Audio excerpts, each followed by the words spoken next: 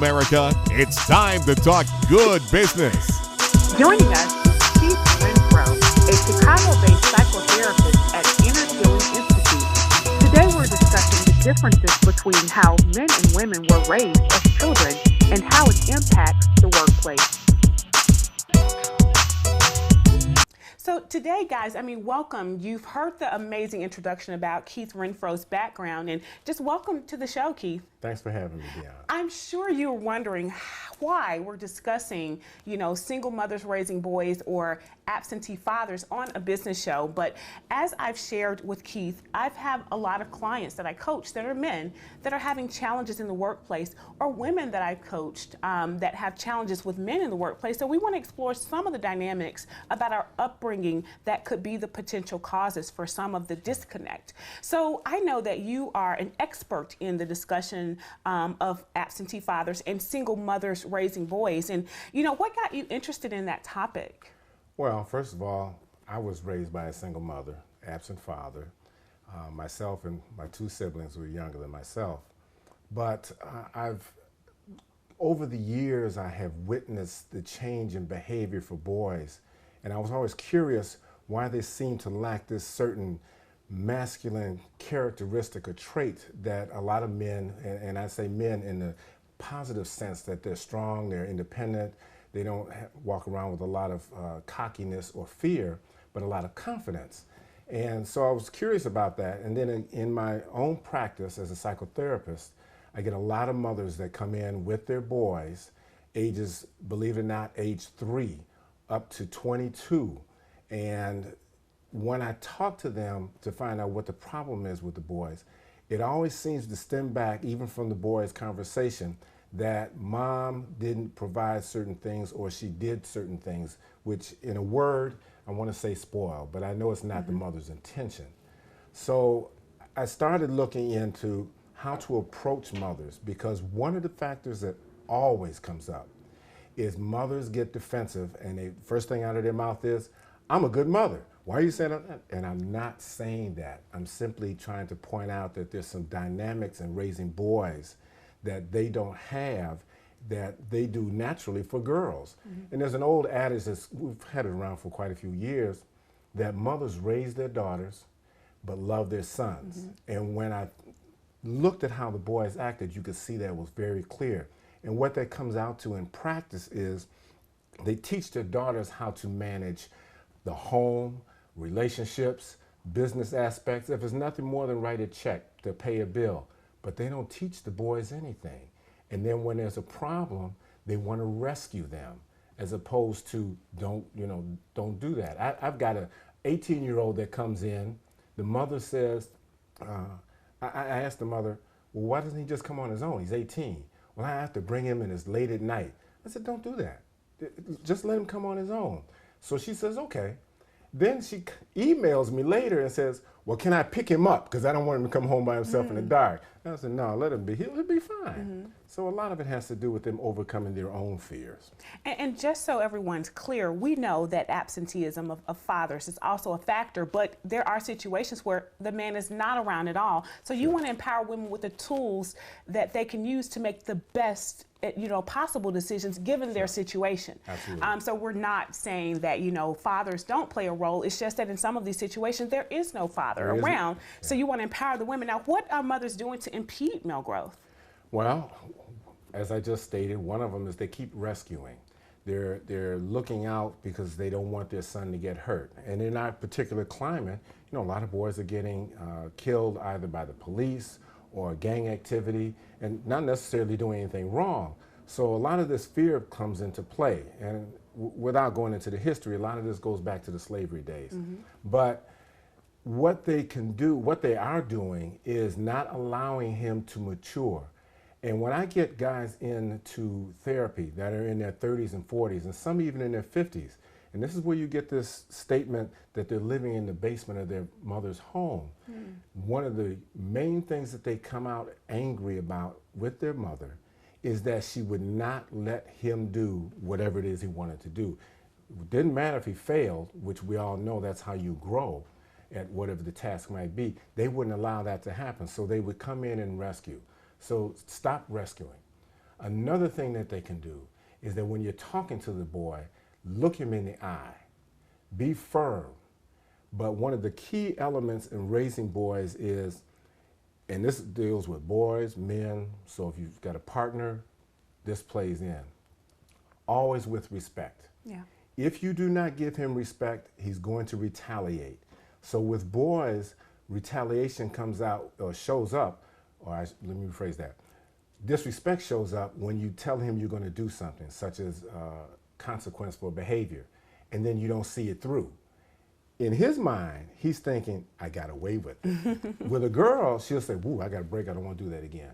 So then he'll keep trying you, which is what boys do, particularly teenagers. You don't want to go into that. And that's interesting because I have, male clients, very, very adult men that I'm coaching, and they're having challenges in the workplace with the way that they interact with their female colleagues. And they have challenges with having a female boss. And as you continue to explore and dig into their background, you find that they were raised by women, so it's difficult for them to accept authority from a woman when they've always had to sort of listen and kowtow to their mother coming up, who may not have approached them properly for their gender. Correct. So considering that, what advice would you give to a woman that she can do to be supportive of her son's transition into manhood? One of the main things that I teach mothers is that when the child becomes mature, in other words, his puberty, you now do not teach him or discipline him as an authority figure. You discipline him based upon you being a teacher, and what you're doing is teaching him how to live life. So practice by simply saying, what would you do if it was just you acting as a mother, and authoritative, and then switch it around in your head. What would you say to him if you were trying to teach him something? And you could see the two different approaches. Therefore, he won't be as resistant to any information that you want to impart upon him during his teenage and formative years. Okay, well, we're going to take a break, and when we come back, I want you to continue sharing with our audience things that mothers can do to properly, assist their sons in their transformation to manhood. This is Dr. Dionne Mahaffey, and this is Let's Talk Good Business. Our guest today is Keith Renfroe. We'll be right back.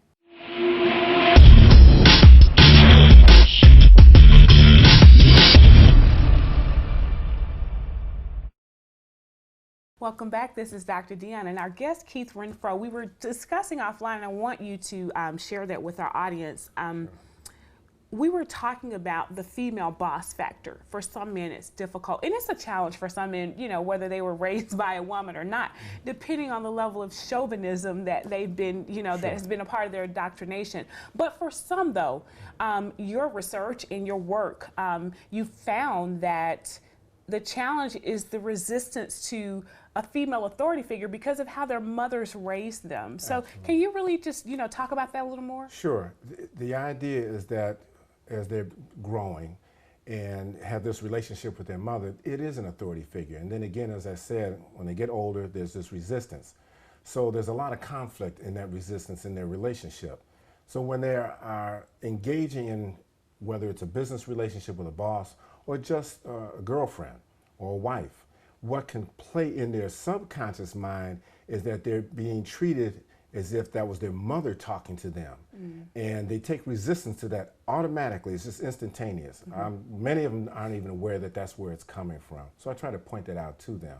So they need to keep in mind, and women need to keep in mind, when they see this resistance from a guy, to, maybe you're coming off as his mother, and that's why you get into resistance. If you come off a little more compassionate and understanding, men want to be able to do their own thing instead of telling, more like what you do, is coaching.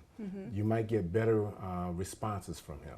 Now, what do you tell men, though? Because in life, especially for adult men, you're going to encounter people that are authoritative, and they're going to be very assertive in their tone. So what do you tell your male clients? What should they do transformationally and internally? What's their work that they should do to get to a point where they can deal in situations that may not, be as collegial as they'd like? I understand. What I try to do with them is to go back and deal and what I call heal from the trauma that they've received from their mother during the years. Not that she was purposely trying to hurt them, but it did affect them, and this is what they're resonating with when they encounter females. a lot of times I'll ask them to go back and talk to their mother about whatever the particular issues are that they're dealing with. And of course, some parents have passed away. There's still a methodology to be able to have them speak to their mother or write a letter or something of that nature. I also use a technique called holographic memory resolution, which helps them overcome any traumatic experiences they've had. And it's a very successful technique. So once they have done that, then it begins to just heal by themselves from the inside. So that goes a long way. So healing is key for the mother as well as for the male in the workplace. Sure. And I think that there's definitely a place for what you do in the corporate setting, because a lot of the issues that we have with interrelating to one another is tied to, who our way of being and how we evolved, from childhood into adulthood. So thanks for sharing that. I want to hear more about the holographic stuff, by the way, but we've got to take a break. And when we come back, we'll talk more to Keith Renfroe, and he'll tell you how to get in touch with him in case you're interested in engaging him as your coach or psychotherapist. He's based in Chicago. This is Dr. Dionne Mahaffey. We'll be right back.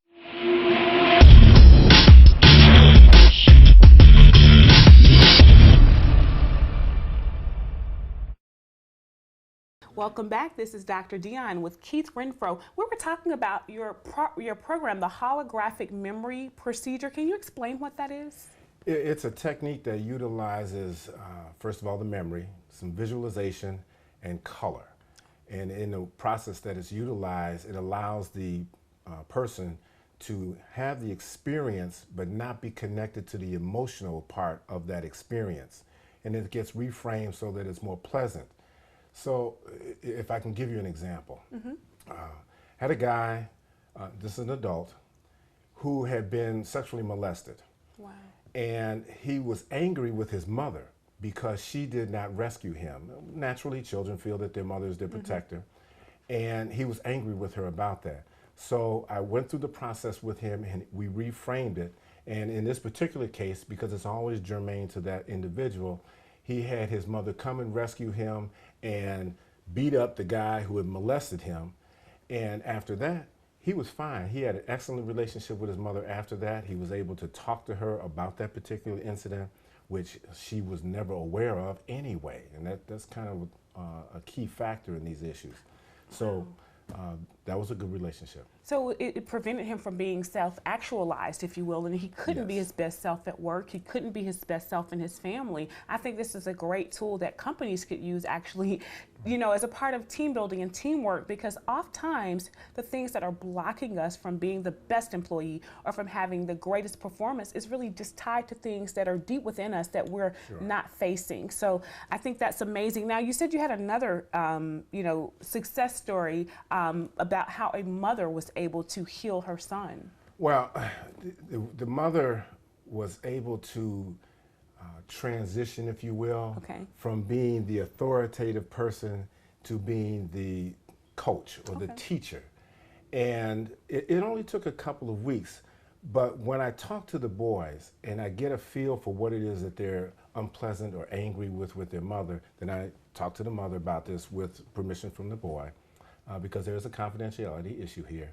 And she is able, mothers who are willing to open up and accept some responsibility for how the child has been developing so far, she took on, this particular one, took on the suggestions that I gave her to help improve their relationship. And now they go out together, they hang out together sometimes, but he also has his own individual interests that he's able to engage in.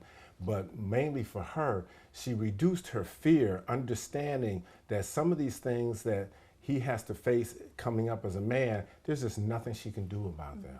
But what about discipline, though? Because, and I know that this is not what you're saying, but we don't want it to be confused with become the friend and don't discipline. So how do you find the balance there? Because I let them know you can't be the friend. They've got plenty of friends. They need a parent who is going to be responsible to tell them when they're wrong regardless. This is somebody that they have to rely on. But when it comes to discipline with boys, which is different than discipline with girls, is that you have to say what you mean what you say, and follow through with it. If you fall short on that, then that's a piece that has to be repaired right away. And those make bad bosses in the workplace. So tell our audience how they can get in touch with you. Thank you so much for coming on the show. We'd love to have you back. You can reach me at krenfroe.com, KRENFROE.com. Again, this is Dr. Dionne Mahaffey, where we encourage you to do good and be good wherever you are. Join us again for Let's Talk Good Business next week, same time, same place. And you can also, find us online at talkgoodbusiness.com. Thank you.